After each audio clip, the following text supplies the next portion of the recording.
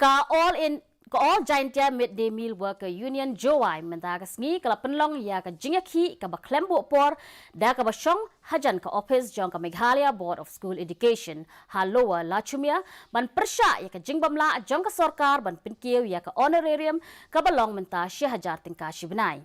Kidukot jong ka union kala penlong ya ka jingelumlang ha parking lot jong ka additional secretariat hinray hadin ka ni ki board penyat district kila penkenria no eki sha phelau jong ka office embos habay kren bat kinong tho khubor ka president ka Lasken block unit ikong Pulis Singkon ilaong ba ka honorarium ka 10,000 tingka shibnai kalong ka baret hadu kata-kata habay nujo bat ka por ka kinong tray midday meal ki haban tray nakabenta ban pinbiang ya ki jingbam nakabenta ki kena.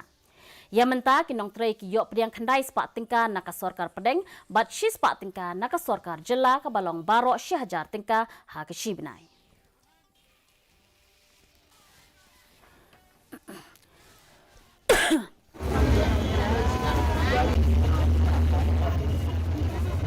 Mentang yok bainam kumbashi 10,000 shibnai.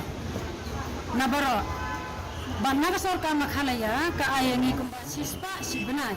Mentang di manfaat khandai spak bangin yo nak sorkar makhalaya 10,000 tingka. Banak sentral ka ayangi niswa khandai spak tingka. Ban mentang di manfaat 9,000 spak tingka ban long 1,000 nak sentral. Ban mentang nak sorkar makhalaya 10,000 nak sentral 9,000 ban lah spak dengan long ka total kan long bero bangan yo 1,000. Mentang di mana Palat aspa ngut kinong tray ka Meghalaya Energy